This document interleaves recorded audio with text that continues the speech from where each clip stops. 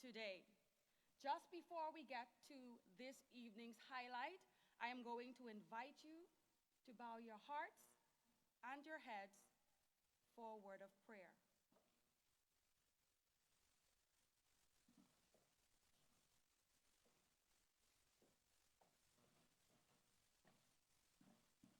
Most gracious and Heavenly Father, we come before you, first of all, saying thank you for allowing us to see this day. Thank you for the wonderful participants, the panelists, the guests, and everyone present today for us to share our knowledge, our experience, and our journey on becoming women and girls in science. As we carry out today's mandate, I ask that you continue by leading today's proceedings. Allow us to be enlightened, allow us to be motivated to continue this race we call life. I thank you, Lord, for all of your tender mercies, and as we leave today, I ask that you continue to guide us for us to make a change for ourselves, our families, our communities, and the Commonwealth of the Bahamas. Thank you. Amen. Let's give her a round of applause, not because she prayed, right? Because she is the brainchild behind this amazing organization called FEM STEM Bahamas. Just a bit of housekeeping before we move forward. Those of you who may have your cell phones with you, please put them on silent or vibrate for us. Thank you. I want you to go with me for a moment. I'm going to ask you or invite you to close your eyes just one more time. Just close your eyes wherever you are. And I want you to create a mental picture. Picture this: a scientist, an IT professional, an engineer, or a mathematician. Now open your eyes. Chances are you, like most people, pictured a man in these roles. And that may be because although women make up more than 50% of the workforce, the Bahamian population, they are underrepresented in our STEM workforce or fields. FEM STEM Bahamas is a youth-based nonprofit organization whose mission is to educate, empower, and equip high school girls to pursue opportunities in science, technology, engineering, and math. And it seeks to change the dynamic of women and girls being underrepresented in those fields. Science and gender equality are both vital for the achievement of the internationally agreed developmental goals, including the 2030 Agenda for Sustainable Development.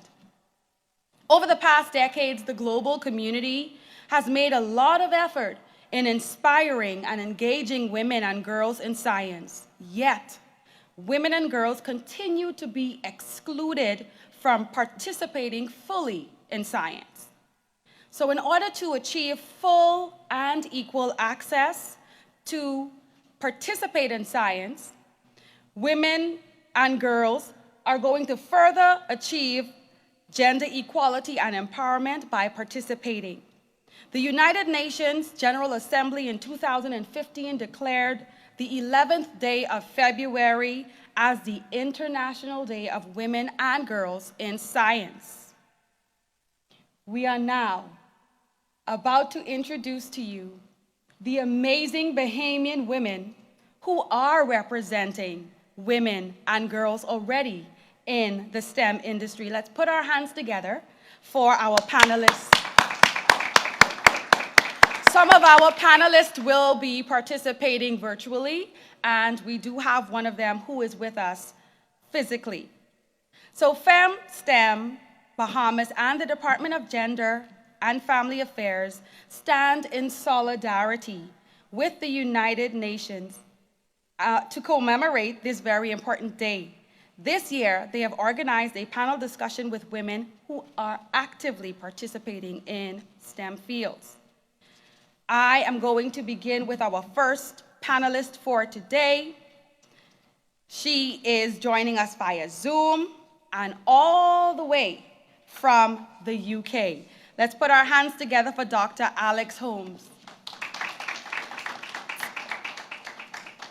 Dr. Holmes, hi. Please allow me, yes, I can hear you clearly. Please allow me to introduce you. Okay. It's a pleasure to see you. So Dr. Holmes was a highly successful teacher of nearly 20 years, specializing in biology and physics. She had a multitude of roles within education, contributing to curriculum development, training, assessment, and research projects in partnership with different institutions and stakeholders. Her PhD explored the barriers faced by many in studying physics and led to her work in supporting other stakeholders in their teaching of STEM. Since leaving the teaching profession, she has developed a portfolio of successful consultancy, research, and training expertise. She is the head of STEM at the British International Education Association and developer of BIEA, International Youth STEM Competition. This is an international, inclusive STEM challenge aimed at both developing transferable skills in young people and highlighting the significance of STEM skills in making a sustainable future. Dr. Holmes, we welcome you. Thank you.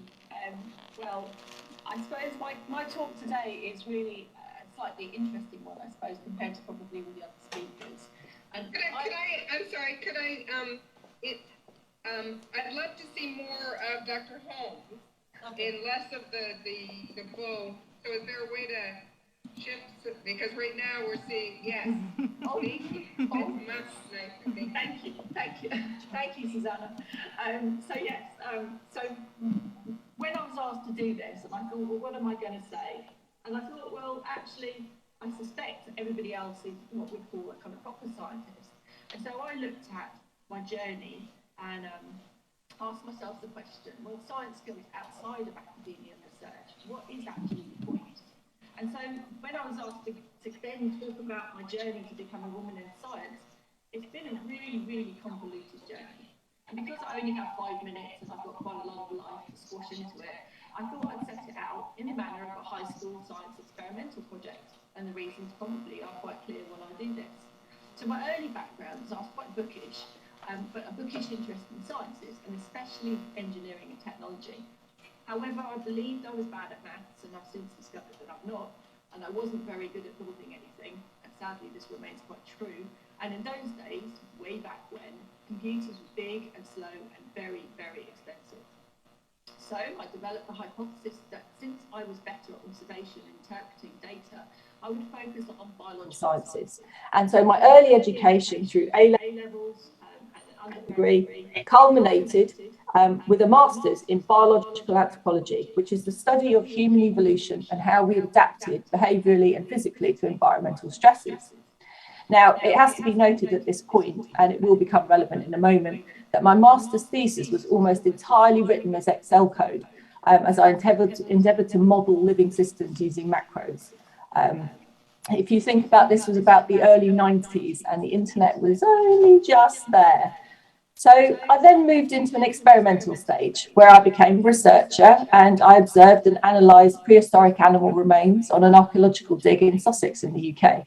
And to be honest, I found measuring voltage was not really my thing. And so when the dig acquired their very first digital surveying equipment, way back in 1994, their geodolite, and the archaeologists all stood around it and looked despairingly at the pages and pages of Techie Speak manual, I excitedly got it out of the box and worked out how to use it. So this was the early 90s. Technical skills were pretty much still of a rarity, and girls in tech were even rarer. However, my ability to interpret techie manuals resulted in me becoming the DIG's techie teacher until the grant funding ran out. So my experience of teaching at the DIG led to the fact that I actually quite like communicating knowledge. And so I retrained as a high school type teacher, where I then spent my 20 years teaching biology and actually mostly physics. And I noticed in future that actually there was a global shout for physicists and engineers, and that the physicists and engineers coming out of university didn't correlate with the numbers of physicists and engineers that we were making in schools. So then, of course, I did a PhD on it, and that then led me to helping support teachers in teaching STEM and teaching physics, to encourage more people to, especially girls, to encourage more people to take physics through university. Now, I finally left the classroom in 2016, and amongst other things, I got my opportunity to become the head of STEM at the British International Education Association. So this leads me to the kind of conclusion of my journey and the reference back to my title of what's the point of my science skills if I'm neither academic nor researcher? Well, as a developer of the BIE International Youth STEM Competition, it is a project I am immensely proud of. I use all those science skills that I've acquired over the course of these many, many years now in writing their competitions. And the competition, which is wholly inclusive, and that means that it is totally country indifferent, and it gives people, any young people, everywhere and anywhere, the chance to apply what they have learned in their classrooms, which culturally and socially are very different across the globe, but to come up with new ideas and solutions to current global environmental issues, whether that be plastic pollution, fighting extinction, or smart cities. So what's the point of my science skills? Well, if I can help guide and be one of the many guides, encouraging the creativity and resourcefulness and helping provide the opportunity to young people to help them with their own and the planet's future, then that's the point of my science skills. Thank you.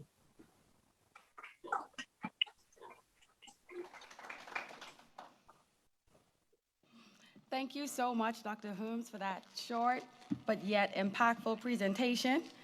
I'm going to put FEM STEM to the challenge and say that I hope that, if not 2022, 2023, FEM STEM Bahamas will be participating in the the British International Education Association's competition.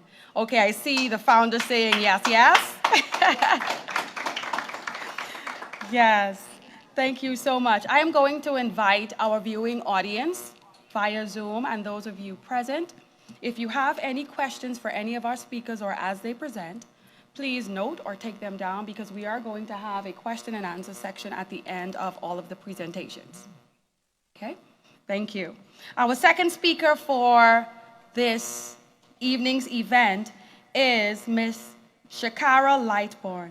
Is she with us? Yes, she is. Hi. Shakara, I am great. Allow me to introduce you to our amazing audience. Something went wrong. Please try again. Yeah, Siri does that. So, Ms. Lightburn has studied agriculture and animal and poultry science at the College of the Bahamas and the University of, bear with me, Saskatchewan. Saskatchewan. There you go. In Saskatoon, Canada, respectively. During her tenure at college, she gained practical experience in her field assisting graduate students with feeding trials of tilapia and pigs. Lightburn began her agricultural career at the age of 15 at the Ministry of Agriculture's Gladstone Road Agricultural Center, where she worked for 6 summers afterwards or thereafter. Ms. Lightburn assisted in livestock management and production, farm record keeping, as well as a minor veterinarian duties. She received the Farm Animal Council of the name of your school? Saskatchewan. How long did it take you to learn to pronounce that as well? About a month. Thank you. So don't judge me. Great. Okay.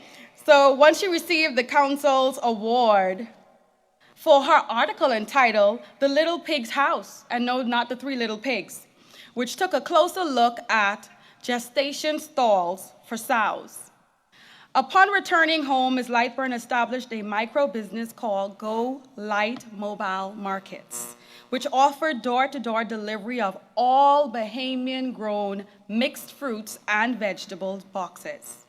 Ms. Lightburn is currently the National Technical Specialist at the Inter-American Institute for the Cooperation of Agriculture. As the National Technical Specialist, she has conducted and assisted in facilitating workshops in grant writing, aquaponics, backyard farming, PBS assessment, various craft workshops for women.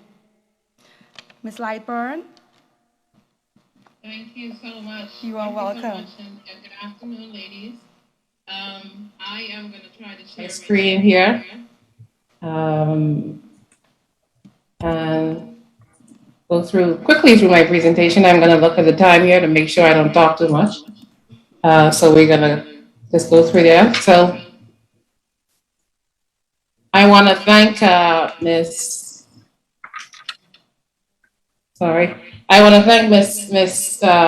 Tyronda Clinton and FEM STEM for the opportunity to be able to speak this afternoon. As mentioned, my name is Shakara Lightborn. I'm the technical coordinator at the Inter-American Institute for Cooperation and Agriculture. And my presentation is entitled My Journey in Agriculture, Preparation for an Apocalyptic World. So just to go over a little bit of what, the role of, when people think agriculture, at least in the Bahamas, they don't really think science as much. It's more subsistence. There's a lot of subsistence farming here going on in the country. And people think of it as a career that your grandmother or your mother or your granddaddy or somebody does just to grow a couple of crops and food. But in STEM, you can find all areas of STEM in the field of agriculture. So you can find the science in form of, let's say, hybridization of crops, and developing new livestock breeds, even microbiology that plays a huge role in food safety and making sure you have safe food to eat.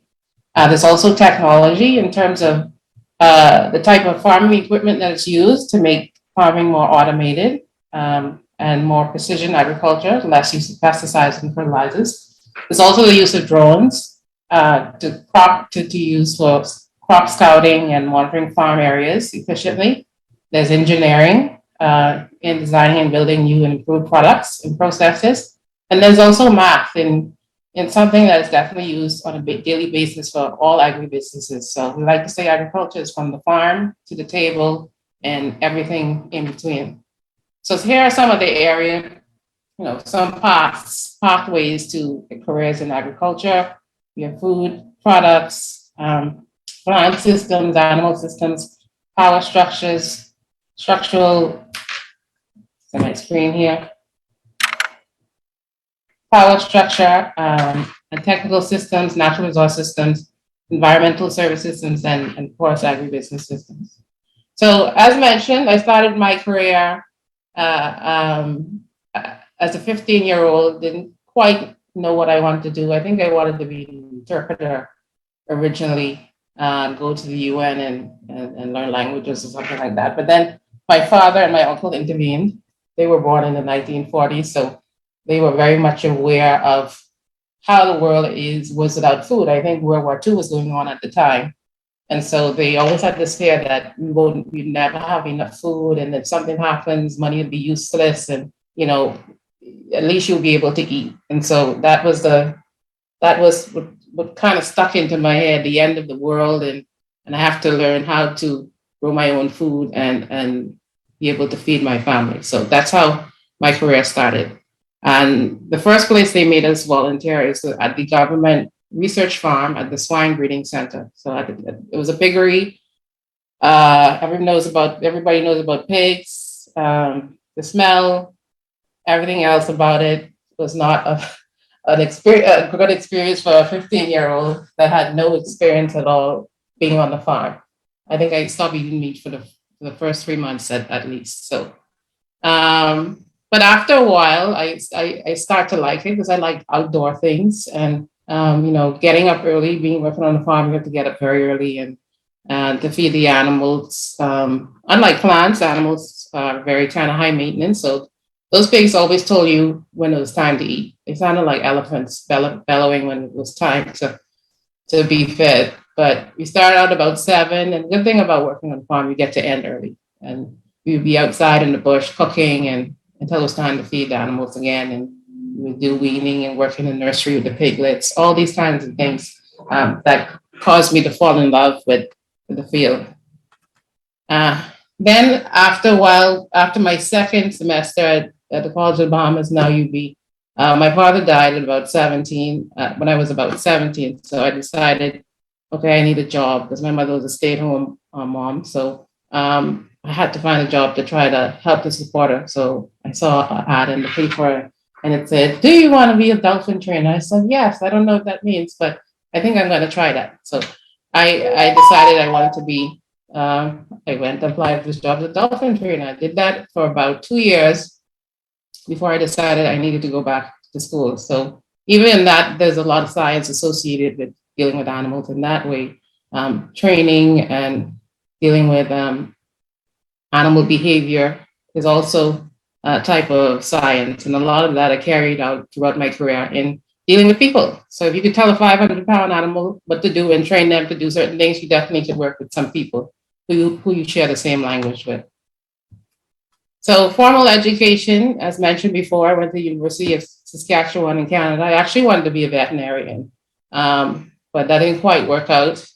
Just the smell of formaldehyde and a poodle on your table first thing in the morning it didn't quite appeal to me after a couple of classes. But in any event, I started to get homesick, so I decided I wanted to come home and try my hand in working at the Ministry of Agriculture where I first started. So that didn't quite work out when I came home. So I decided, let me work at the zoo. I applied for a job at the zoo. I was an animal caretaker there for about 3 years. And dealt with all kinds of different animals and applied my skills in that way. After leaving the zoo, I mean, this is a long roundabout way to get to my career, but this is my journey and how long it took to get to my field. Because in the Bahamas, agriculture really, sorry to say, was not a priority. We're a tourism-driven tourism-driven country, and so it was the areas that you could actually work in was very limited at the time. I think there's a lot more opportunities now for people studying in the field and wanting to come home. So one of my professors always told us, having a degree in this area and being an agriculturalist, you have to always be prepared to work for yourself. And so that's what I did. I became an agricultural marketer. So I bought produce from all over the country, created boxes and sent out mailing lists about all the wonderful and delicious locally grown products that we had in the country, and it really worked for a couple.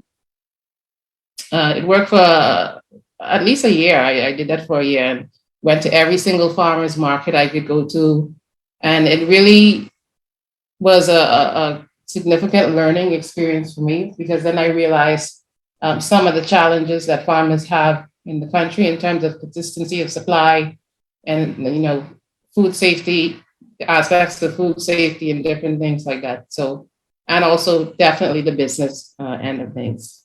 So after that, I had a friend who used to work with me at the zoo, and she decided, okay, she's working at the Bahamas National Trust, which is more like conservation work. So she said, why don't you come and be an education officer? So I did that for a year, and I worked in the environmental program. We did a lot of work with sharks and teaching people about the importance of sharks in the ecosystem. At the time, we were trying to pass shark legislation to make sharks protected in the Bahamas. So that was very much a fun idea, a fun part of education. And I think that's why I found that I'm very passionate about education and giving knowledge to people, things that they should know that they don't actually know. So finally, I got back to my field after working at the Bahamas National Trust. I started with AICA. Again, I saw a job in the paper, and it looked like it was something I would be interested in, something I could do. So now I work for AICA, which is the Inter-American Institute of Cooperation and Agriculture. This year would make me 10 years here at AICA. AICA is a specialized agency of agriculture in the Inter-American system. We have about 34 offices in the hemisphere, from Canada all the way to Argentina, Canada in the north to Argentina in the south. So basically, we help with rural development and helping our member states with developing agriculture in the country. I am the technical coordinator here. Previously, in the last 4 years, I was also technical specialist as well as the representative, acting representative. I did that for 4 years here. But now we currently have a new representative, which is less stress for me now. At least the administrative part, I don't have to do as much, and I could mainly focus on my technical work. And in this field, I've had a lot of opportunities to travel and meet people from all around the world. I've been to China doing courses in agriculture and fish farming. I've been to Mexico a couple of times doing training in sanitary and phytosanitary work, dealing with zoonosis and animal and plant health at the border, and the importance of having those guidelines in place for a country. As you can see with COVID, the world is very much a global place, and disease can travel from one place to another very rapidly. So in learning about SPS matters, which we deal with a lot here in regionally and in the country, really enhance things that enhance my path in my career. Visited Costa Rica, Mexico, as well as various Caribbean countries dealing with agricultural health and food safety.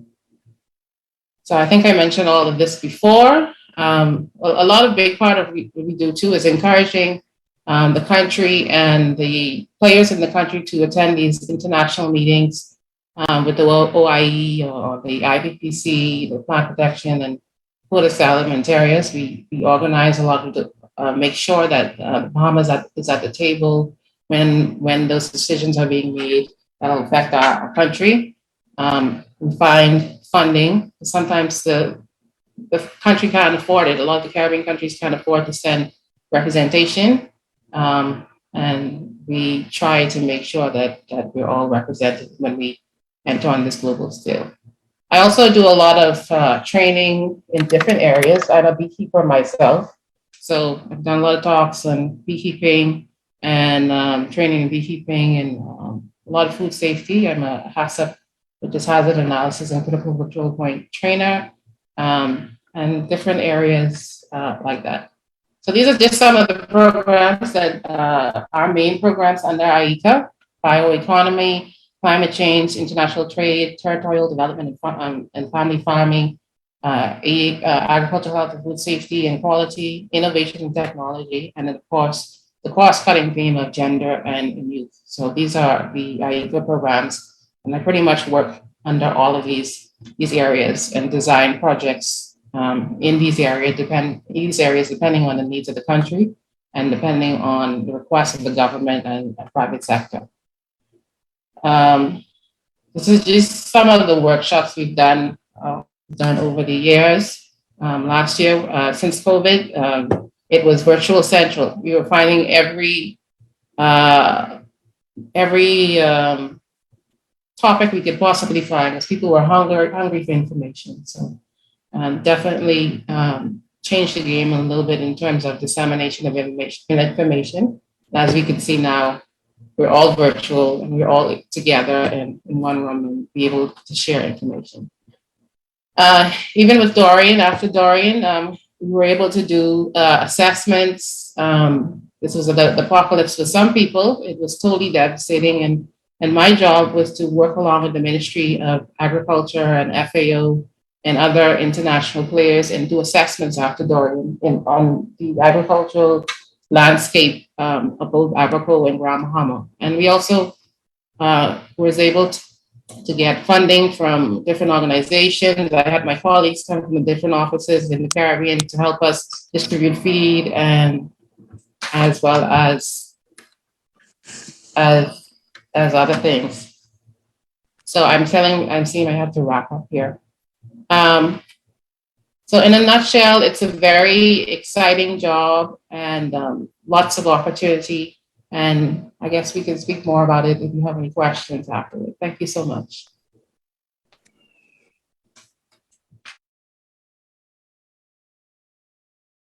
Thank you very much, Ms. Lightborn. And guess what my takeaway from you is? Child, when it don't work out. Your mic is off. It's off?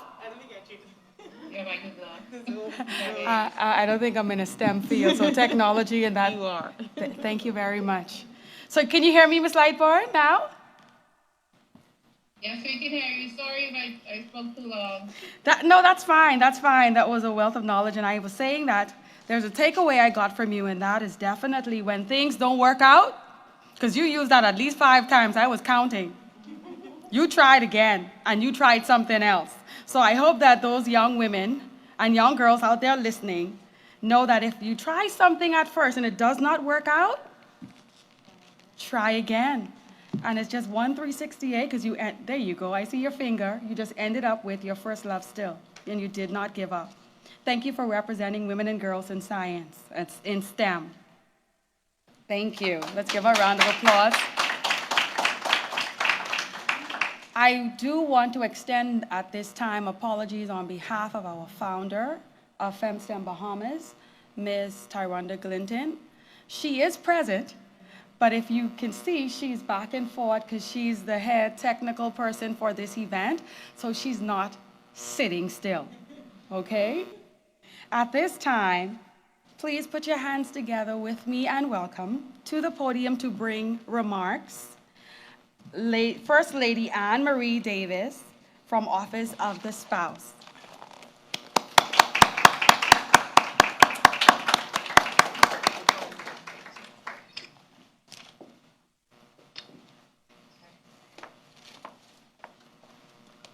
Thank you, thank you. Oh, no. Yes, hold. No. Yeah, okay. Thank you, everyone. Be seated. Thank you. Take a seat. All right here. Thank you. I'm so happy to be here today. 1 second. Yes, I think You're muted. Okay. yeah. Thank you, Madam Moderator, and our distinguished panelists, our guests here present, our distinguished guests, my staff, who's always here supporting me, who's always there supporting me, and good afternoon to everyone here present. Good afternoon. our distinguished panelists, I wish I had heard more of you before I spoke, but listening to Shakara was very enlightening for me to see the depth to which her career went. And it's wonderful to see what our panelists have to say, to hear what they have to say. So I wouldn't be here too long because I know we have a lot to listen to. So the United Nations General Assembly adopted a resolution declaring the 11th of February as the International Day of Women and Girls in Science. So today, the United Nations partners worldwide, including FEM STEM, our very own FEM STEM here in the Bahamas, they got together to mark the International Day of Women and Girls in Science here locally. And I thank you for that, because I was looking at this last week and saying, I wonder if there will be an event, an activity, and I am very delighted to see that FEM STEM and the Department of Gender Affairs stepped up to have this occasion, this event here this afternoon. And so I thank you for that. Let's give them a round of applause. Thank you for organizing this event and for having these panelists here present. So this day focuses on the reality that science and gender equality are both vital for the achievement of the internationally agreed development goals, including Sustainable Development Goals, all to do the agenda, to establish the agenda set by the United Nations for the 2030 Sustainable Development Agenda. Yes, so many sustainable words there. There is a 2030 Sustainable Agenda that has to be achieved.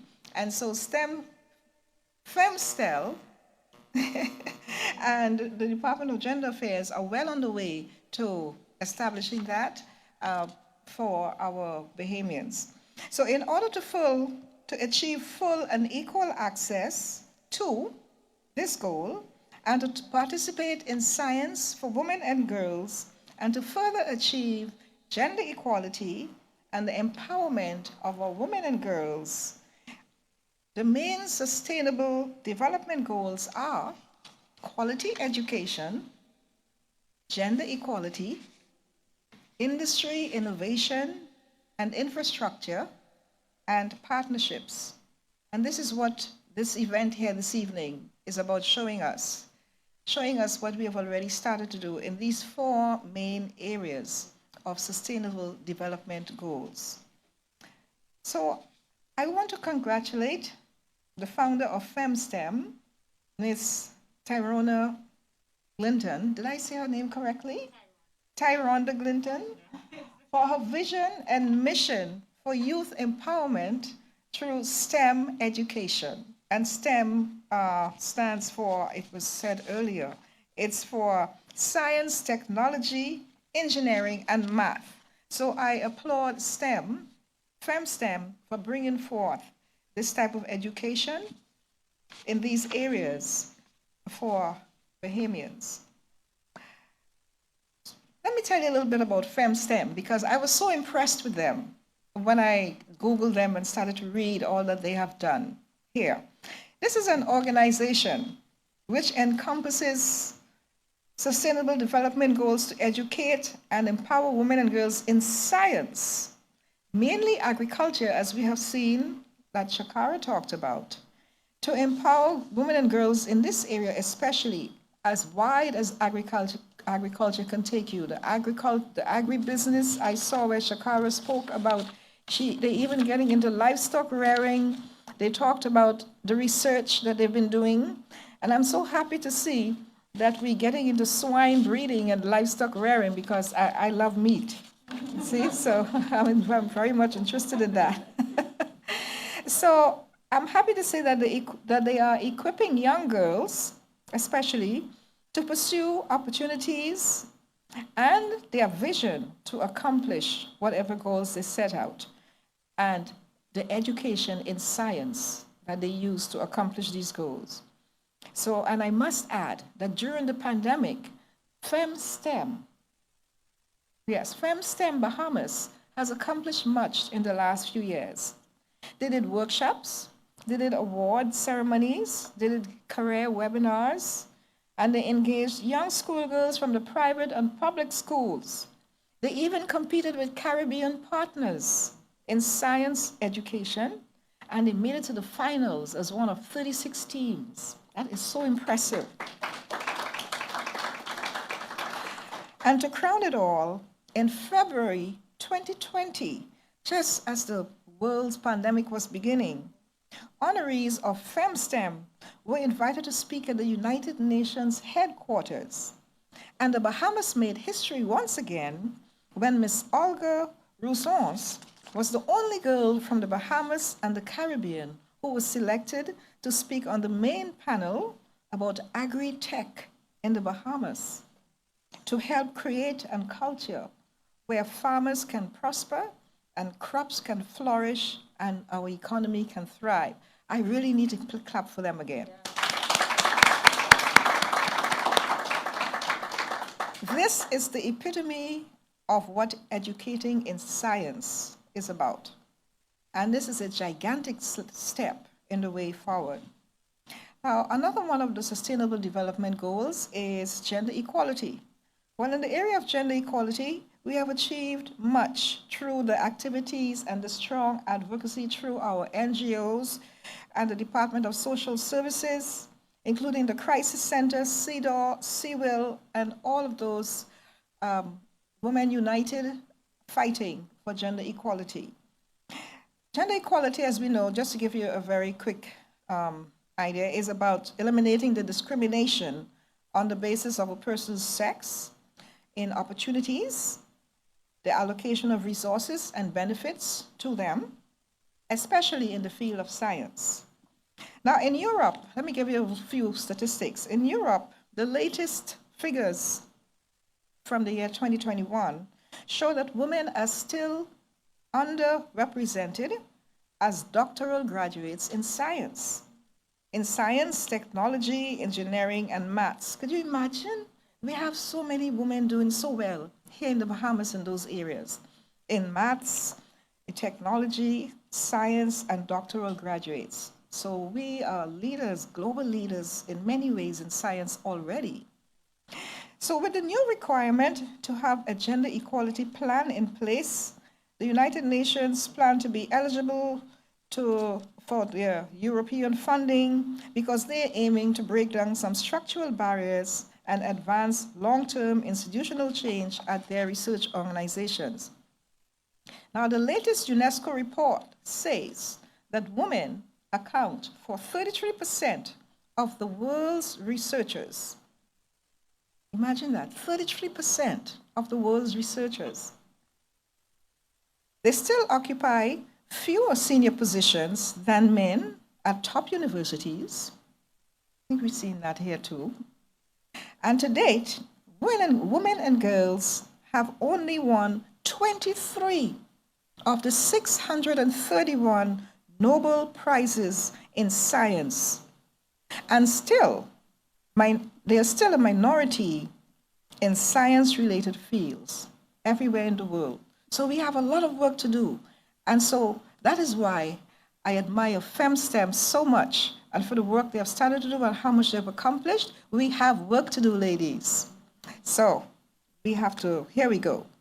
So in order to achieve some of these sustainable development goals and sustainable development for the year 2030, if you remember recently, the Bahamas government signed a Technology Information Agreement, Memorandum of Understanding with the United Arab Emirates.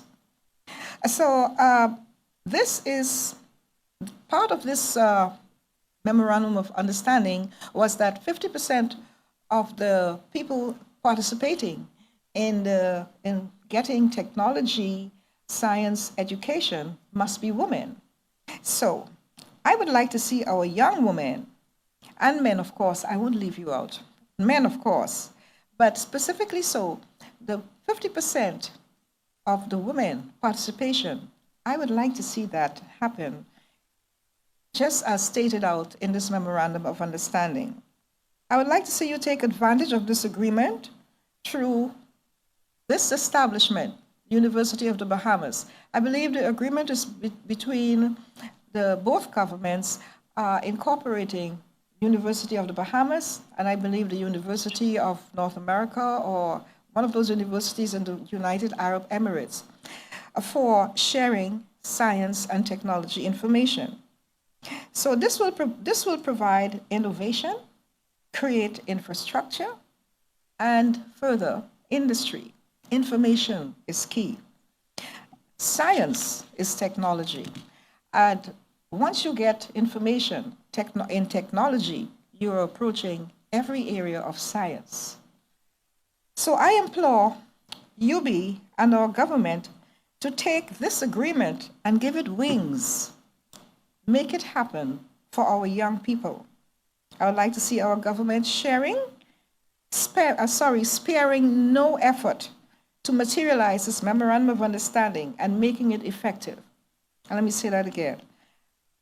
I would like to see our government sparing no effort to materialize this memorandum of understanding, giving it wings and making it happen for our young people and make it effective. So, that said, I wanted to say that especially. Hope no one got offended. Well, so with that said, I'm looking forward to an exciting panel discussion.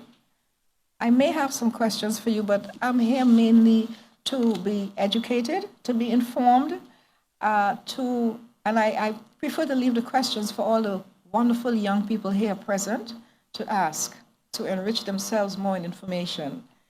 So, but I will be remiss if I didn't congratulate Philippa Dean, the founder of Dignified Girls. Founder of Dignified Girls.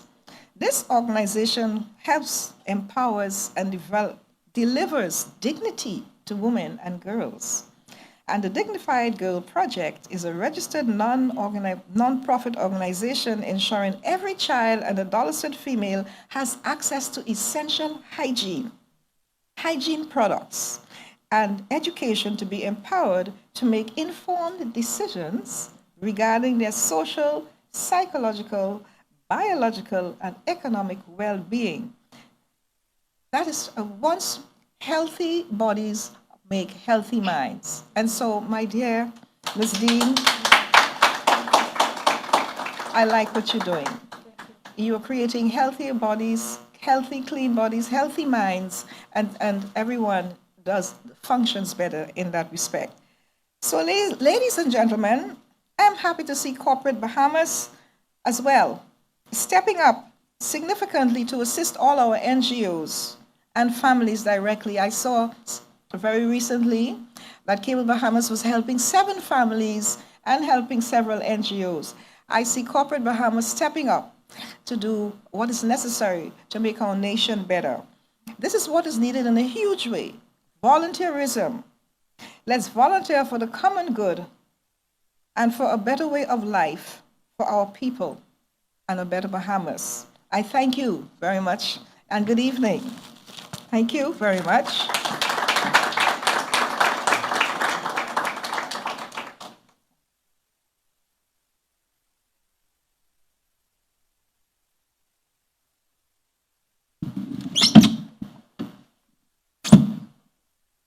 Thank you all for being so patient. We will move on to the next speaker.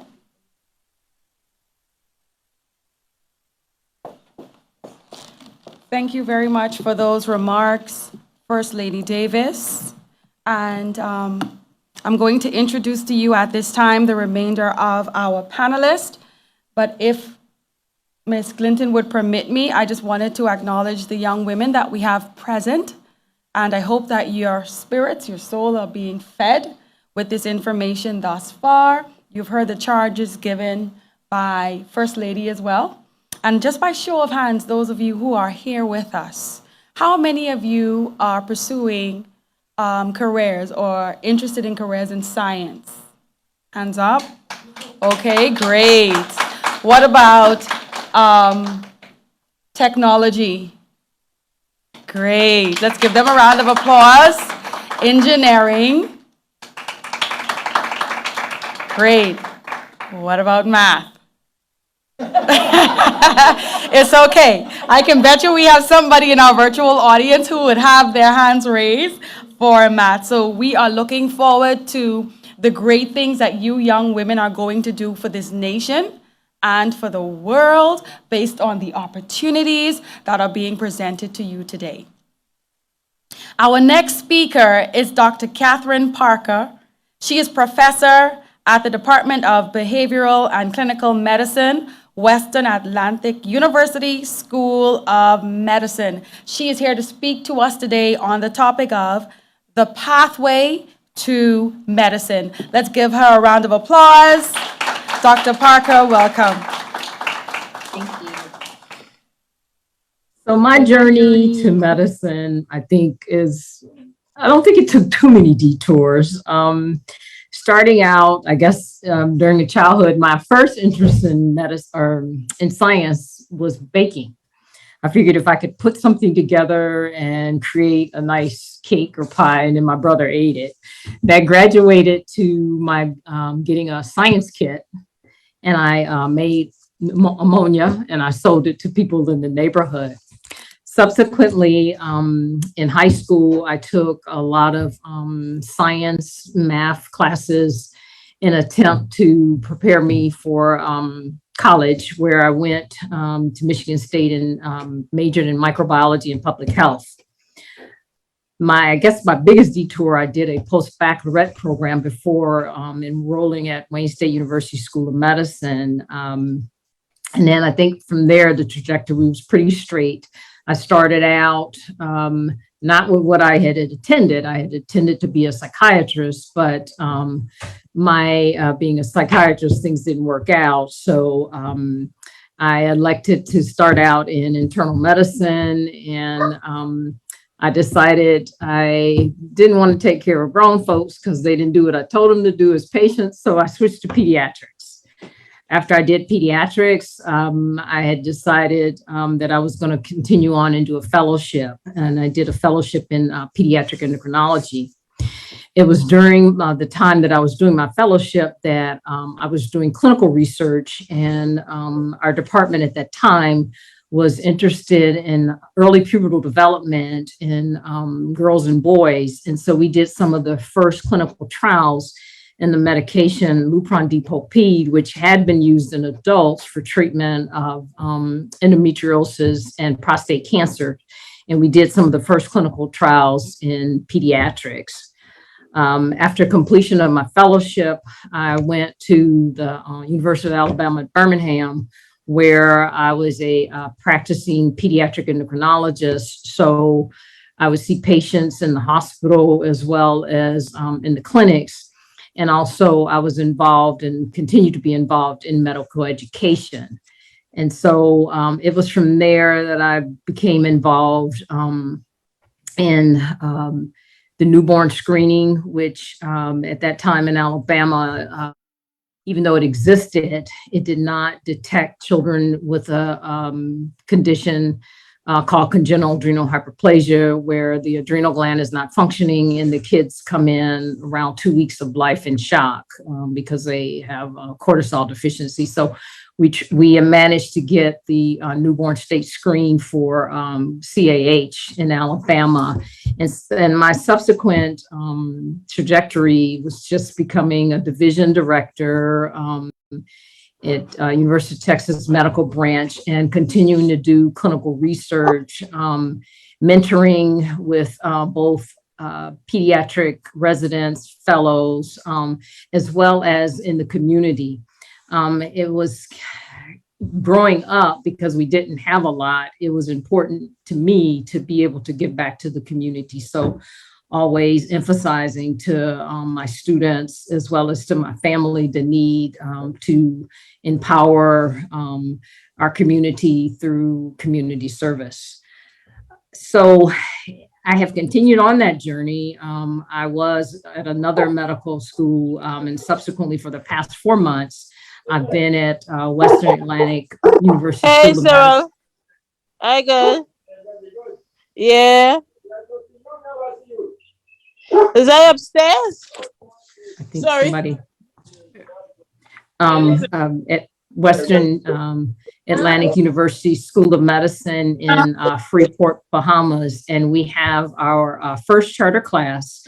And so I continue with medical education here, and I'm getting involved in community service in the Bahamas. So in terms of my trajectory, my pathway, it started out with science, and we continue to use science because in medical education, our students have to learn the biochemistry, anatomy, physiology, embryology, histology. So you never get out of science in your field.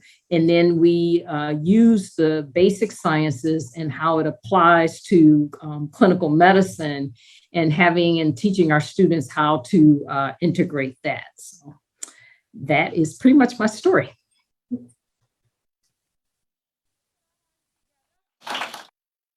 Let's put our hands together. I am muted. Do I want to touch anything? No. I will step aside and stay in room. Thank you.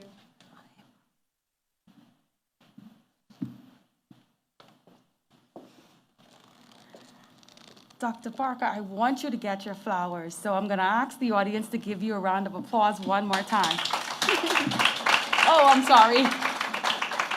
Thank you so much for your presentation. Thank you very much.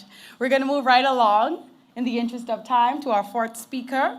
Our fourth speaker for this evening's panelist is going to be Shay Stubbs. Shay, are you with us? Shay is... Hi, welcome. Shay is a cosmetic chemist, and she is going to share with you her journey. Shay? Hi, good afternoon, everyone. Thank you for having me.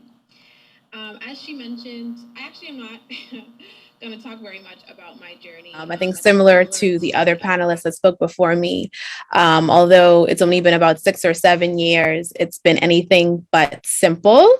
And so I think it'll be a lot easier to digest me simply telling you about the cosmetic industry, science industry itself, and how persons usually go about being in it. So as I'm sure you can imagine, it is not a traditional science per se. It is the study of the development, formulation, and production of cosmetics. And unlike a lot of other sciences, it draws from other disciplines to reach the ultimate goal. So for that reason, we often describe it as a multidisciplinary field where persons involved are required to have formal training and knowledge on the individual traditional sciences in order to create the cosmetic. Beginning, of course, with chemistry, which is where I started in my undergraduate degree.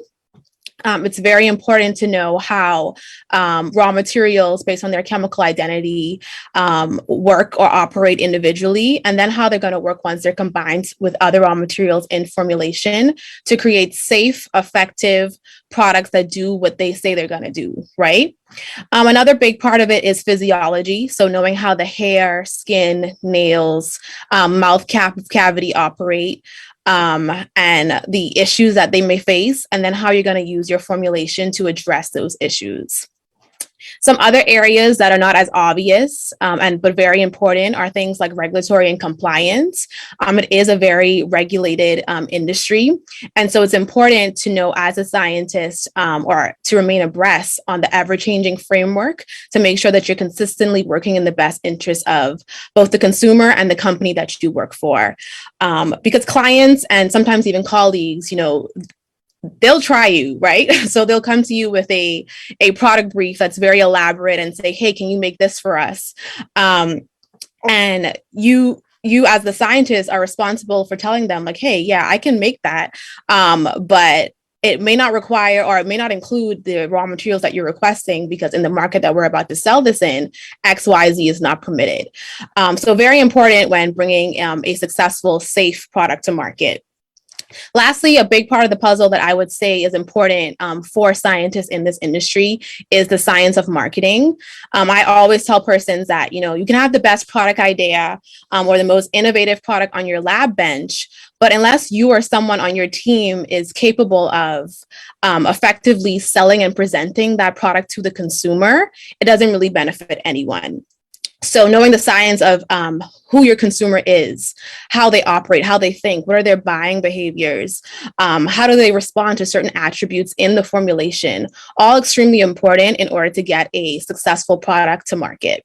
So like I mentioned, most persons that get into this type of work begin with a very general science degree.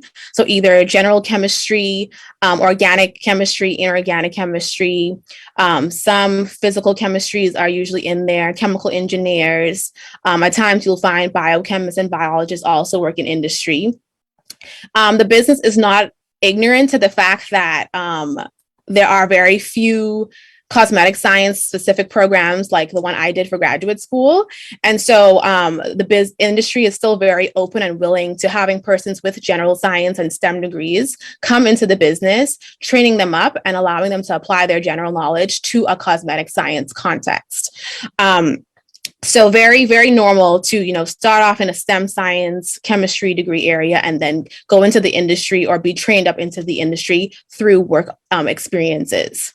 Now, most persons in cosmetic science begin on the R&D side of the business. So working as a formulation chemist, an applications chemist, an analytical chemist, that sort of thing. But they often go into other areas such as product management, where I spent the bulk of my career, product development, brand management, quality control, quality systems careers, all requiring a good chunk of theoretical science capability and skills, but often include other things like business and other more creative areas of the industry.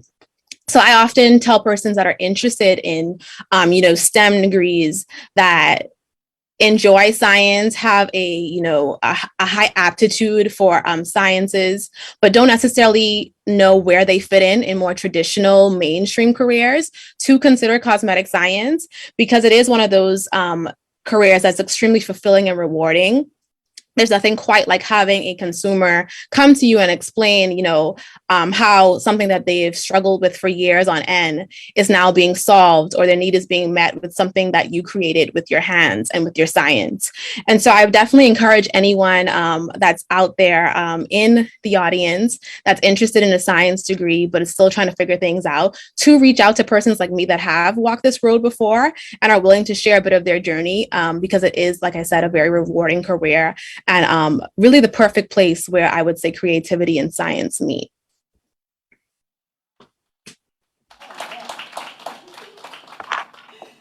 That's all.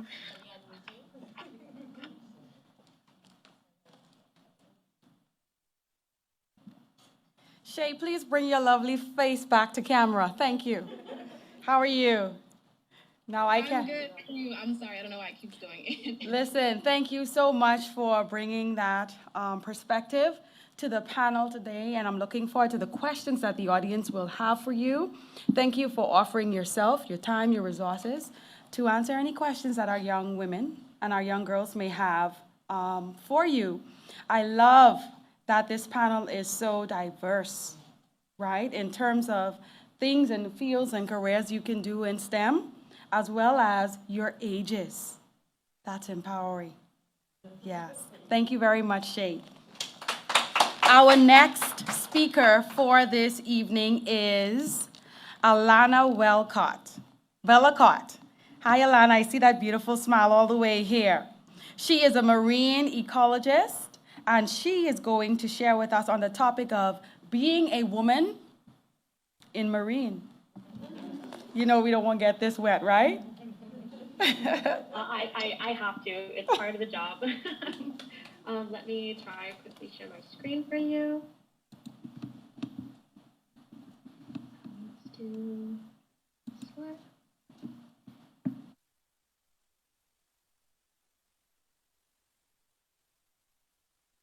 Okay. Can you see my screen? Yes, we can. Yes, we can. We can. Awesome. Great. Can you see my notes though? I don't really want you to see my notes. Can you see like the actual presentation? We can see your notes. We see your notes. No. Change the view at the top here, I think. On the right. I think you're on the right there. This is why you practice before you do things. How's it? Yes. That's fine. Great. Okay. Well, my name is Alana Balakot. I'm a marine ecologist, and currently I am the coral restoration specialist at Coral Vita, and I'll tell you a little bit more about that. Oh, wait. How do I advance slides? There you go. Great. So, super quickly, I'm going to tell you exactly who I am. I kind of just did that. My story, lessons I've learned in this field, and my hopes for the future. So I kind of gave it away a little bit. I'm a marine ecologist. I'm also a Bahamian. And I recently started stepping into science communication, which I'll talk about in a bit. But a little bit about what I currently do. Sorry, that's my dog. I am Coral Vita's coral restoration specialist. And Coral Vita is the world's first land-based commercial coral farm that's on a mission to rehabilitate dying coral reefs around the world while bolstering their resilience against climate change. So in a nutshell, I'm a coral farmer. I am also a PADI open water scuba instructor and one of their ambassador divers where I represent this company. And I am also a Fourth Element ambassador, which is an amazing dive company that sells soft goods like wetsuits and things that kind of keep you warm and comfortable in the water while you're diving or working for long hours. Recently, I've become an underwater model. This is a little bit deeper than you think. Whenever you maybe do hashtag Exuma or hashtag Bahamas on Instagram, you see white girls. And so I thought this was not something that I'd be able to get into, but through mentorship and good friends, my skin tone underwater was really well received and helped me understand or really fully understand how important representation is in spaces where we don't usually see ourselves as Black women. I am an on-screen expert in terms of marine science and marine science communication. I am in a 6-part documentary with Samuel L. Jackson. Yes, that's him right there, where we explore the transatlantic slave trade through diving shipwrecks left behind. And then also I am an ocean advocate where I work with lots of nonprofits to talk about issues about our ocean and ways we can solve for climate change. Oh, that picture didn't, oh, there it is. So I often get asked this question, like, when did you realize this is what you wanted to do for a living, or when you realized you wanted to ocean for the rest of your life? I think I was just born this way, but kind of coupled with where I grew up in a mangrove creek system with fishermen as my neighbors, and my dad, my late father, being a biology teacher. I kind of had nowhere to go. It was written in the stars that I was going to become a marine biologist. I just had no idea that my childhood and my upbringing living in the Bahamas, a country of ocean, would lead me into this career. I had no idea what marine biology was until I was maybe 15 or 16, where it clicked that I can spend my childhood playing in the water, learning all the fish and all the corals, and pay my bills. So I was like, yes, sign me up. This is what I'm doing.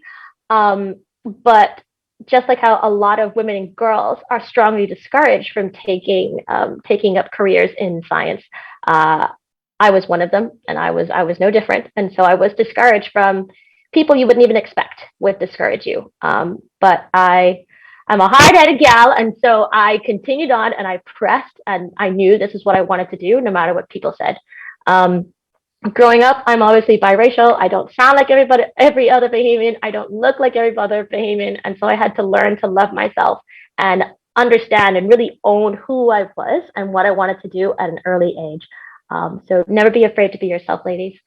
I was awarded a scholarship to attend the island school through BRIEF. It's called the BEST Scholarship.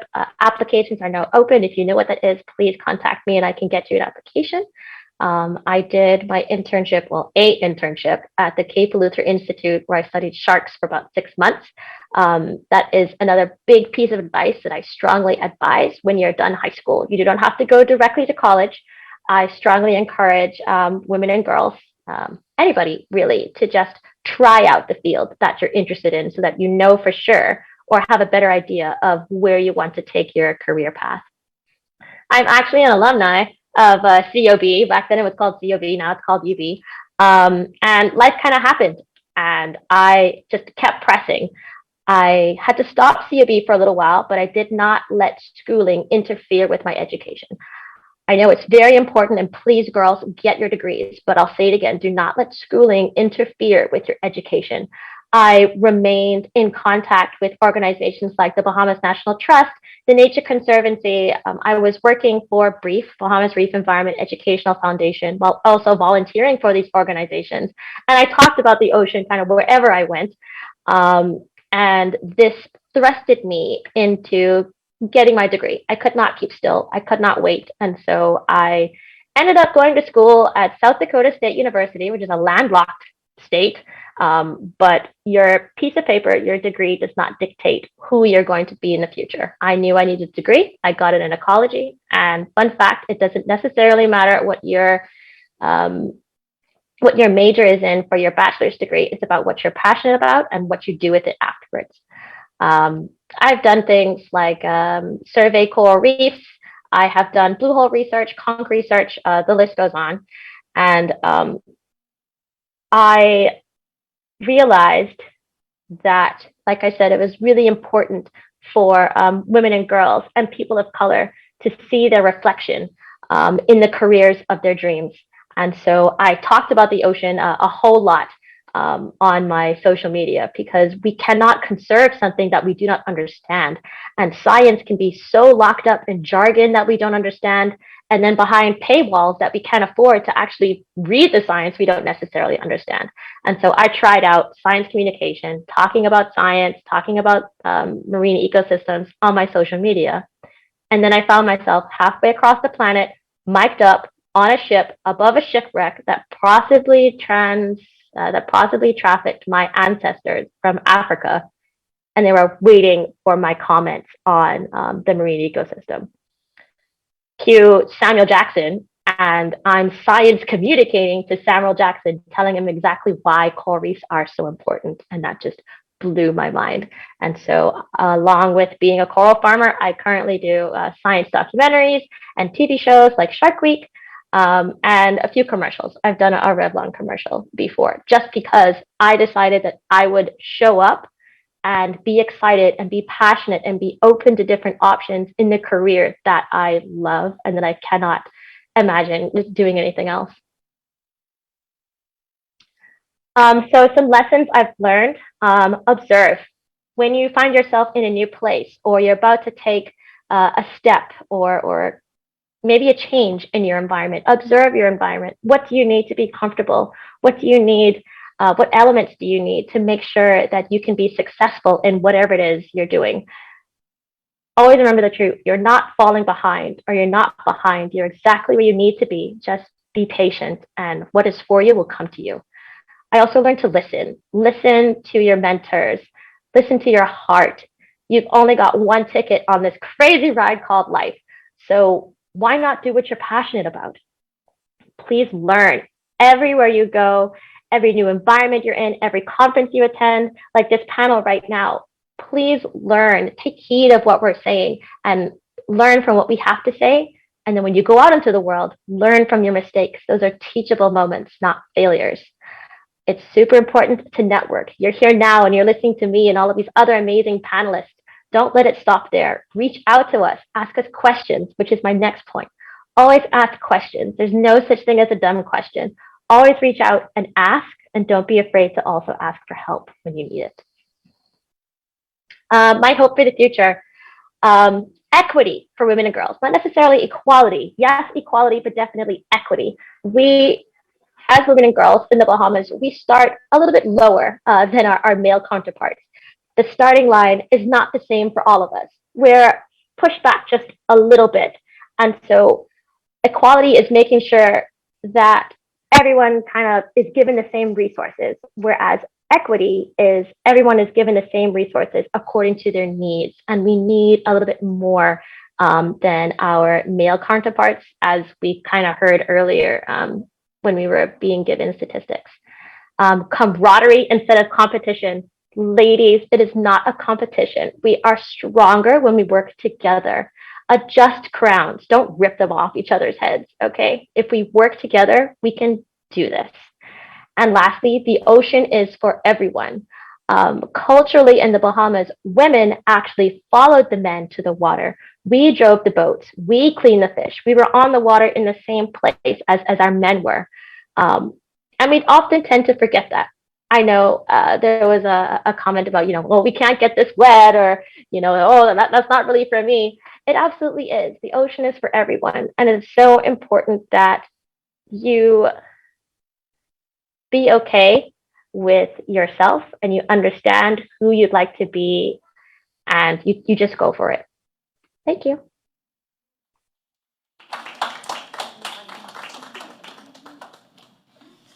Can we give Alana another round of applause? Anybody else is kind of You can't have the round of applause, but they're clapping very loud for you. Thank you. It's just a fun and time, that's why I keep doing it. Okay. Let me just unmute. 1 second.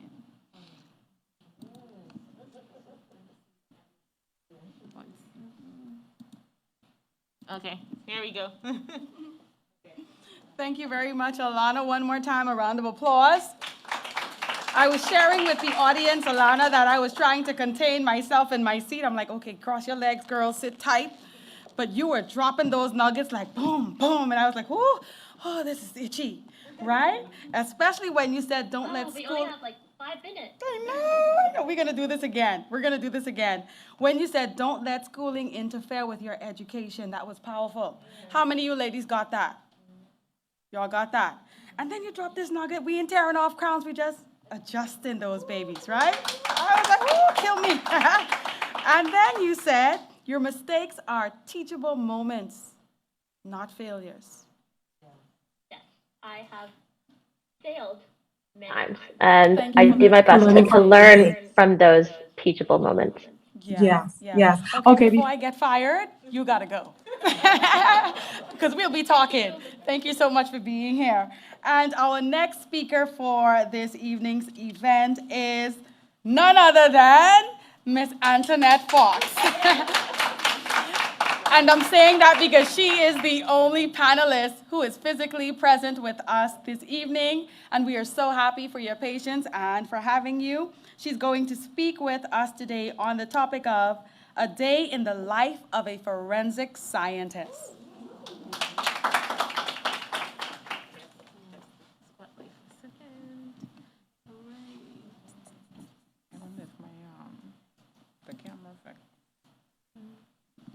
Okay, let me fix the camera as well so everybody can see. Let me know if you can see her, please. Let's pin. Okay, awesome. Yeah, we can see her, yes. Okay, let me just spotlight for everybody. All right. What's the presentation? You sent it to me? I did. Oh, okay. 1 second. Let's pull up a presentation. Okay. Okay, let's escape. Okay. Y'all can see my emails. Please ignore. Okay, name again. Antoinette, A-N-T-O-I.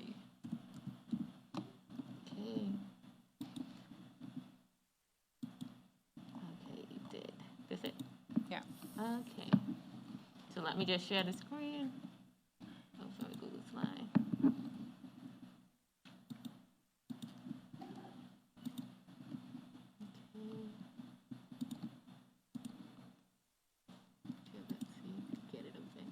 All right, there you go. Can I put it on the screen, like full screen? Okay, just put it on the full screen. Sorry. Slideshow. Okay.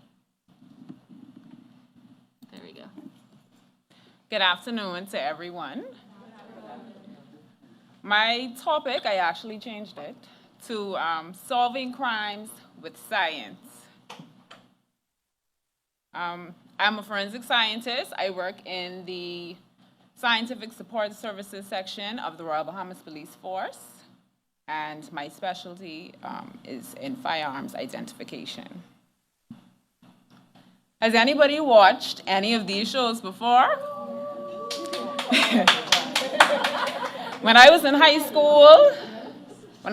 school, I watched almost every CSI or forensic show. This is where I learned about forensic science, and I decided that I wanted to pursue it as a career. I wasn't going to go into my journey, but it's not that long.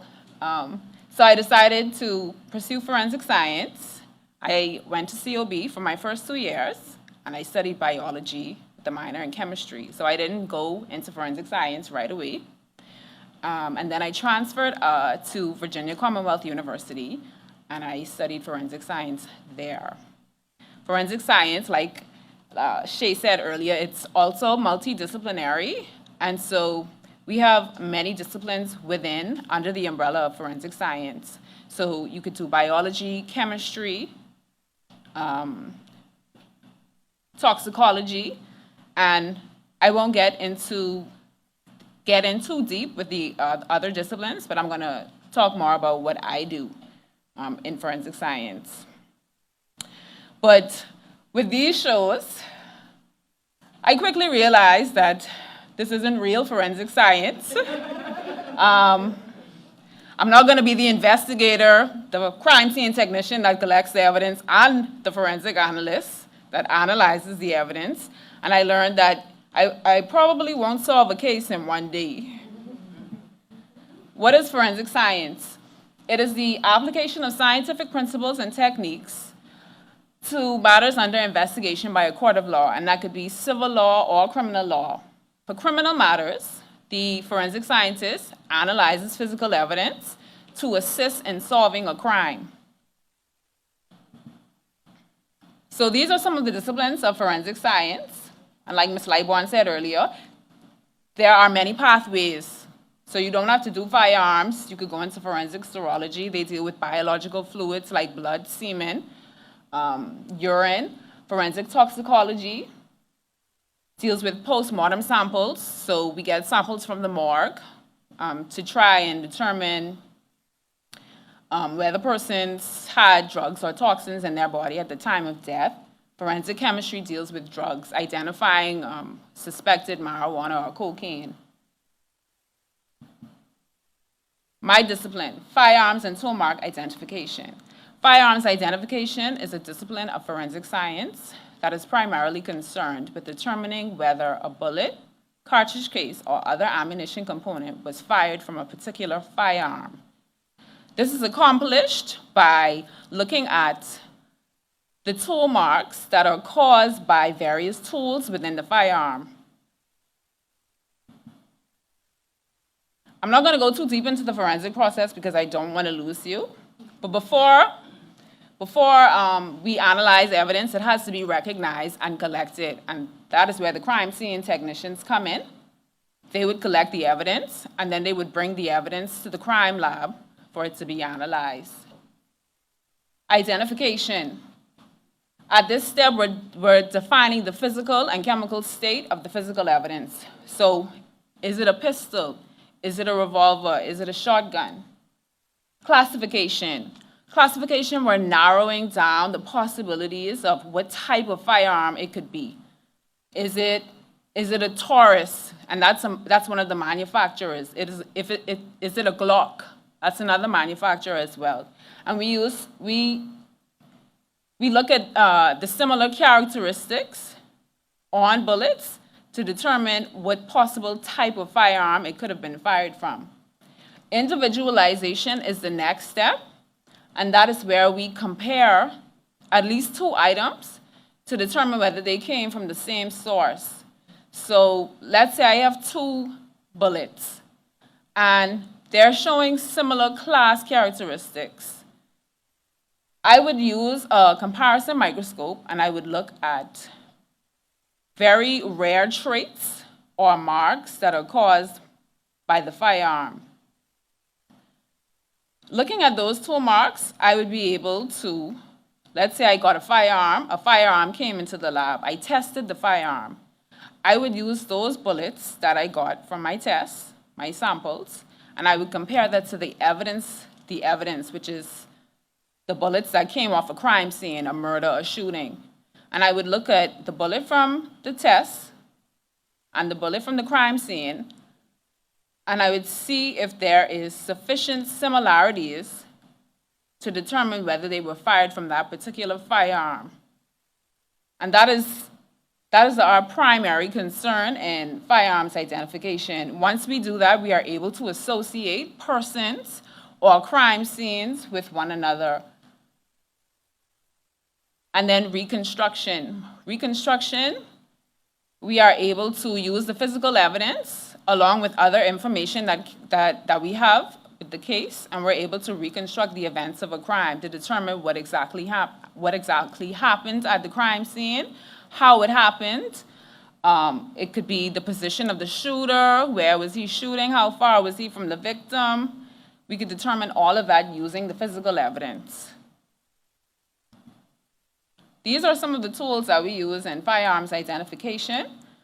The first image is the comparison microscope, and that's our most important tool. So a comparison microscope is two microscopes together connected by one optical bridge. And so we're able to simultaneously examine two cartridge cases or bullets to be able to determine if they're similar. Back in the day, so many years ago, we didn't have microscopes, and so we had to use photos of the tool marks. And so you could imagine if you had a blurry photo. So now the capabilities that we have now are amazing. We also are using more technology now. We have a system, it's called the Integrated Ballistics Identification System, and we're able to take images of the marks on bullets and cartridge cases. And then the computer uses algorithms that are already in the system, and it creates a list of possible hits, and it's ranked based on the similarity. So it's ranked by the similarity score. So let's say we get a hit number 1 on the list. The firearms examiner would pull that evidence, which might be a cartridge case, and we would put those two cartridge cases on the microscope, and based on the tool marks, if it's sufficient or not, we would determine if it's a match based on our examinations using the comparison microscope. The second image is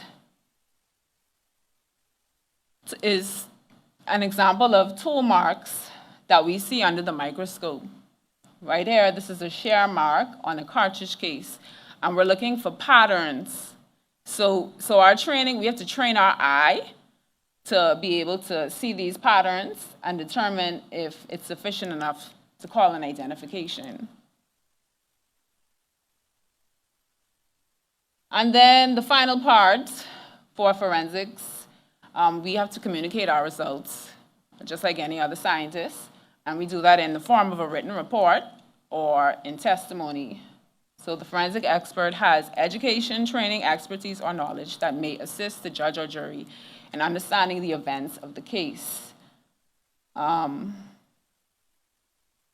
We don't determine if the person is guilty or innocent. That's not our job. Our job is to speak for the evidence, which is essentially a silent witness. You may not have any eyewitnesses. You may not have any surveillance footage or any other evidence. But if you find physical evidence on the crime scene, even though it can't speak, once it's analyzed by a forensic scientist, they may be able to come to a conclusion about what might have happened, and so we're able to speak for the evidence. And that's about it. Thank you.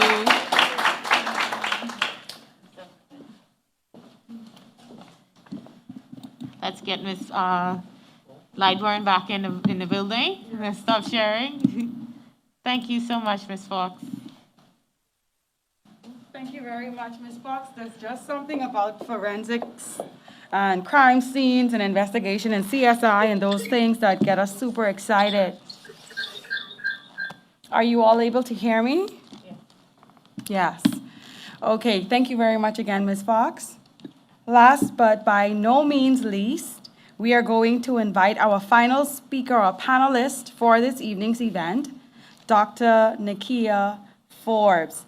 And she will be speaking to you this evening on planning the future with women in science experts for inclusive growth strategies. Dr. Forbes? Well, thank you very much. Thank you to the organizers, and good evening, everyone. It's really a pleasure to be here. So anyone that knows me well knows that I'm a card-carrying feminist, and I'm proud of that.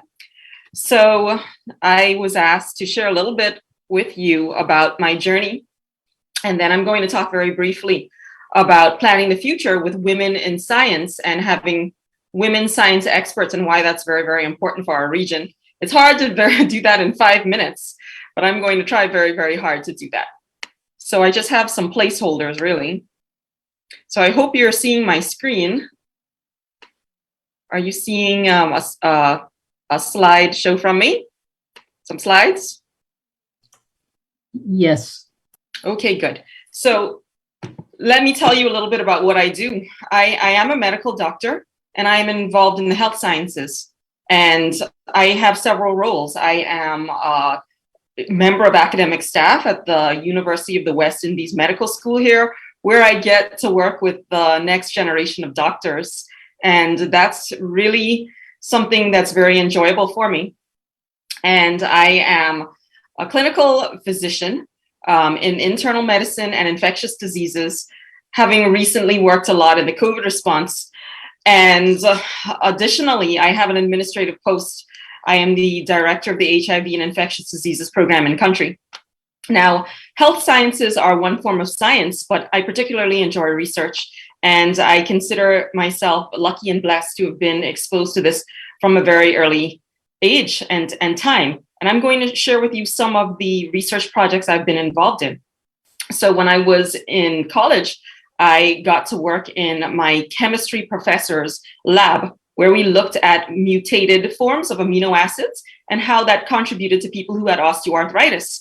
And is there anything we could do to target therapies for that? And then when I moved on to medical school and residency, I got to look at HIV, which is one of my passions, and resistant strains of HIV. So we have medicines for HIV, but if you have a resistant strain, those medicines may not work as well. But what is our local data as it relates to what proportion of our patients have resistant strains? You can develop a resistant strain, or it can be transmitted sexually or mother to baby. And we've got to know that when we make therapeutic protocols and guidelines for what medicines people will start on.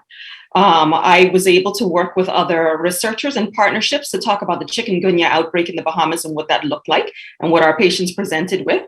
I was able to talk about Zika in the world and what it looked like in the Caribbean and put together a summary of therapeutics and what we knew about how it was transmitted. In recent times, we're still doing COVID research. So you will see that in the paper or sometimes on social media, we talk about what is the situation we're seeing in our local hospitals with people and their COVID vaccination status, for example. And it's very important that we know what it looks like in our society, in our population, in our people, because we do have information about these things in the world, but is our population different? And what does the science say to support what is being put forward for recommendations for COVID vaccination, for example? Will it keep you out of hospital? Will it stop you from dying? And we were able to answer that question, yes. We're also looking at the clinical features of COVID patients in our region. And recently, we have a new collaboration with the University of Toronto where we're looking at genetic markers of susceptibility in our people. And this is going to be part of a larger global study to look at why do some people with COVID end up sick or dying or in hospital, Or why do some people have no symptoms? Is there a genetic basis? And so I do consider myself a scientist. That's some of the work that we do. And I'm passionate about having information about our country and our people. And it's important that we are able to carve out time to focus on those scientific questions and to be able to summarize it and make it in an available form so that we can share these findings with the world, and not just that target therapies and interventions that can save the lives of people. So a little snapshot of my journey. I had an early interest in science.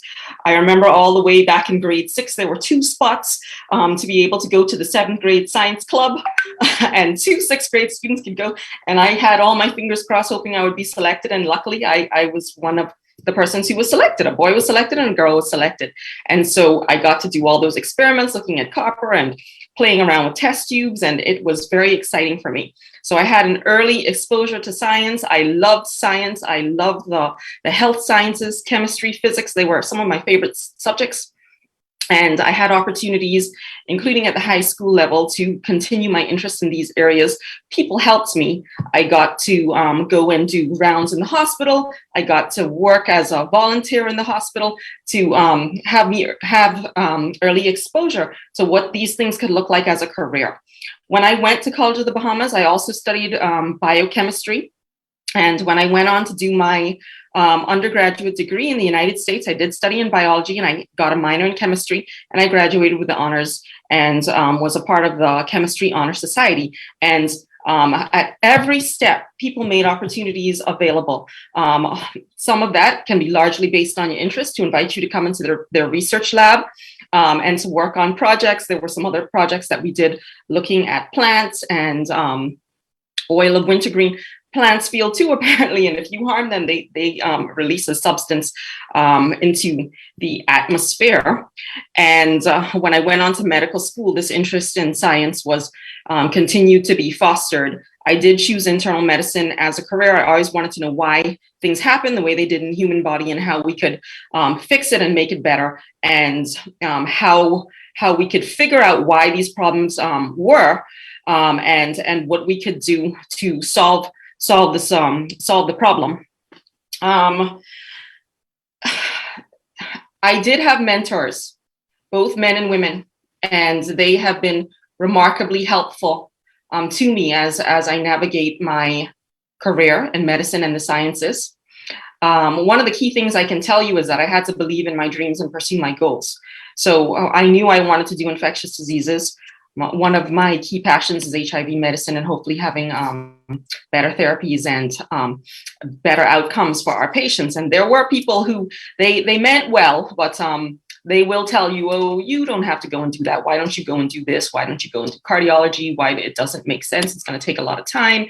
But you have to believe in yourself and what it is that you're trying to accomplish. And if it is for you, it is going to come to you. I concur with that. And I've put these pictures up, so I really didn't have a lot of time. But what this is showing is, here in the upper corner is the Pan-Caribbean Partnership on HIV and AIDS, which is a Caribbean partnership to address the HIV epidemic in the Caribbean.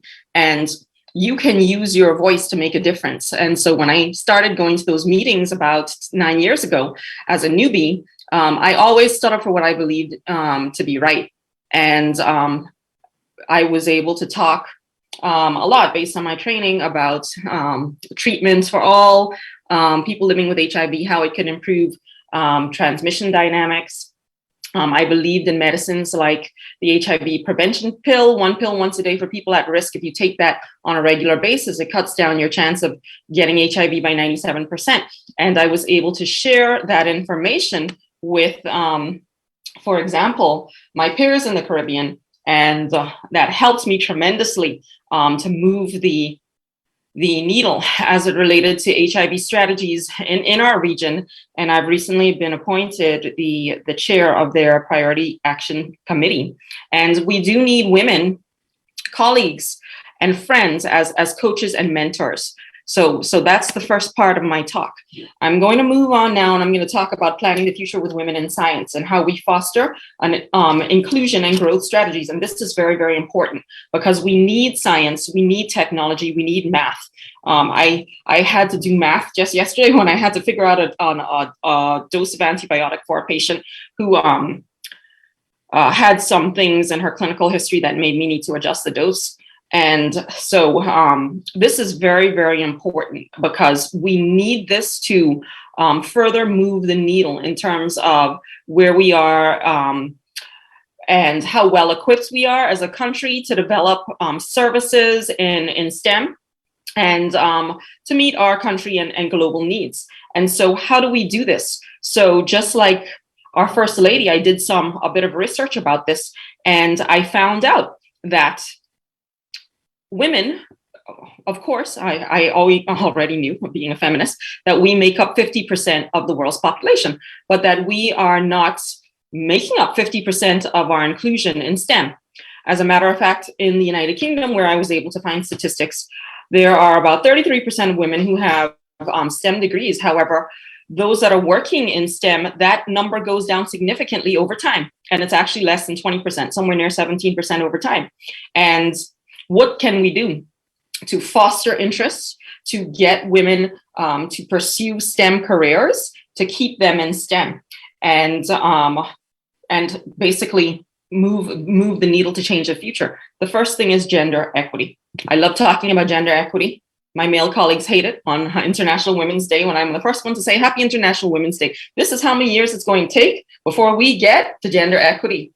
And there's this and that, and that there's gender pay gap, and what about the unshared work, and so on and so on. But it's very important. It's not just words, because this makes a difference. Let's scale in and look at gender equity as it relates to STEM.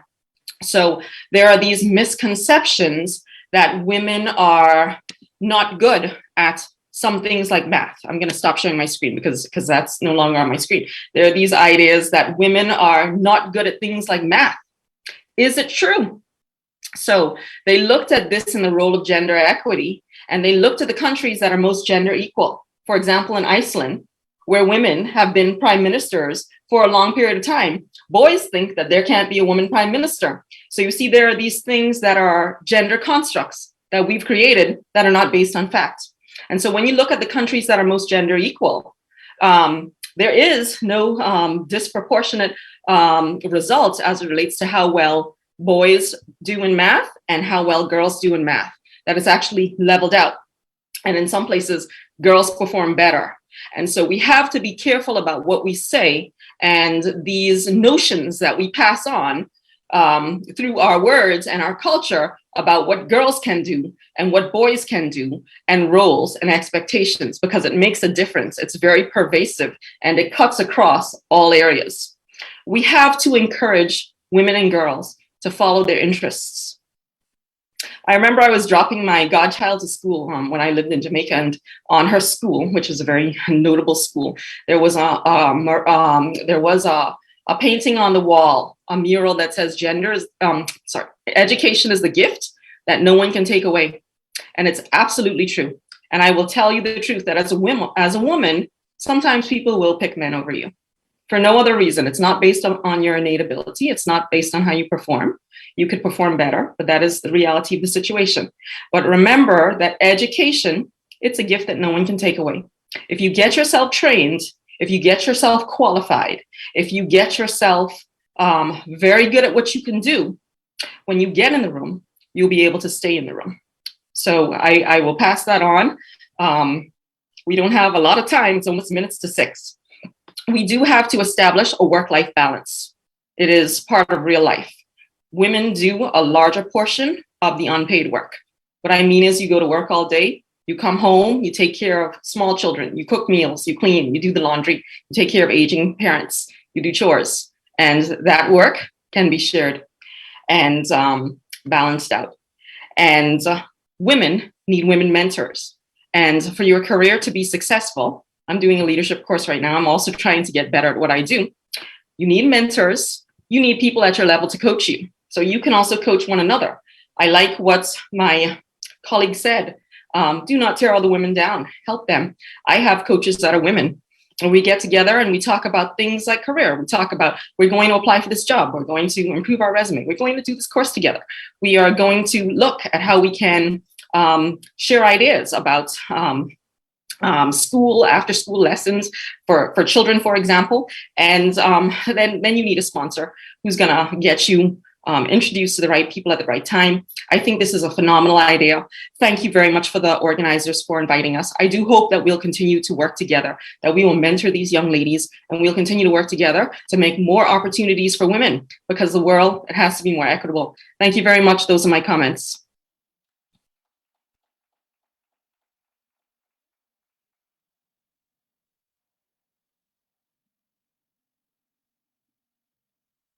Thank you so much, Dr.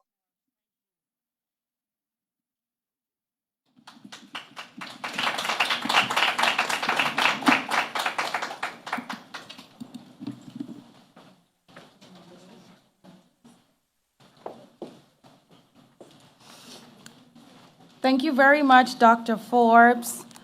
Like you, I too am a feminist, and I wanted to get up here, pick up this mic, and just drop mic after your presentation, but I don't got no money right now to pay for this mic. Okay.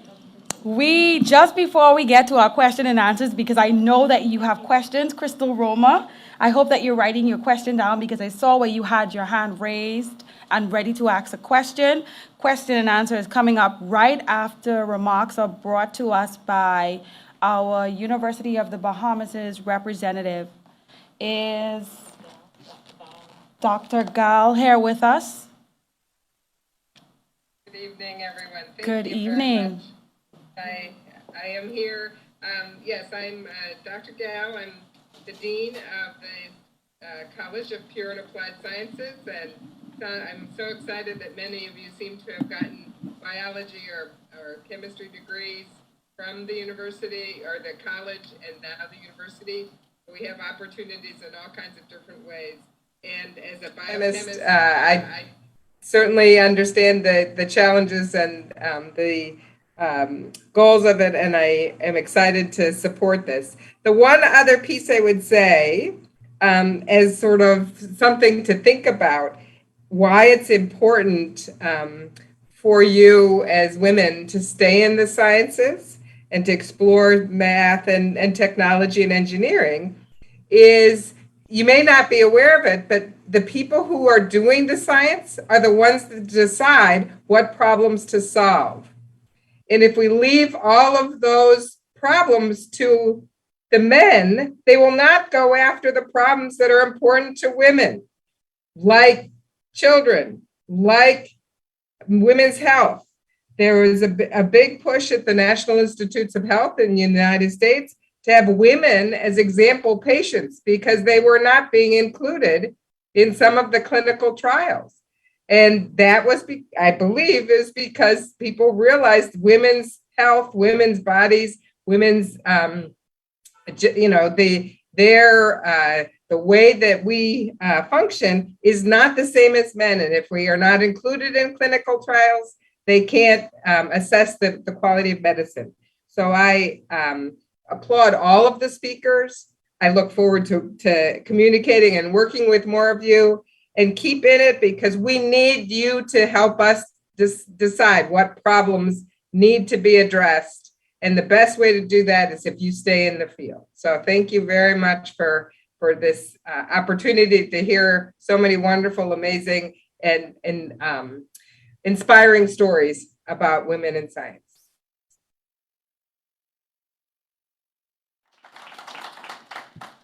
Thank you so much, Dr. Gal. Thank you so much, Dr. Gal. We are problem solvers, right? Great. We're going to open up the microphone at this time for our viewers and participants. If you have any questions for our panelists, feel free to drop them in the chat if you are on Zoom. And then the audience with us, just raise your hands and Ms. Glinton will bring the microphone to you. I see someone in our audience with a question already. Could you please stand and introduce yourself? Hi, everyone. My name is Denise. I actually have a question for each panelist, but for the sake of time, I could just ask. Okay, Parker.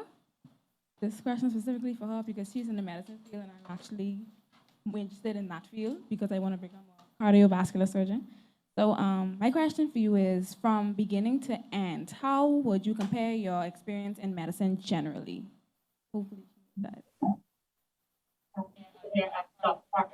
Dr. Dr. Parker, could you Parker, hear could the you hear the question? question? No, I could not. It's very, no. Can I Can I invite invite the? the, Okay, I'm okay, going I'm to going to invite invite one of one of our our young young women. women. She's She's going to going to come come down down and and ask the ask the question question directly into directly the into mic. the mic.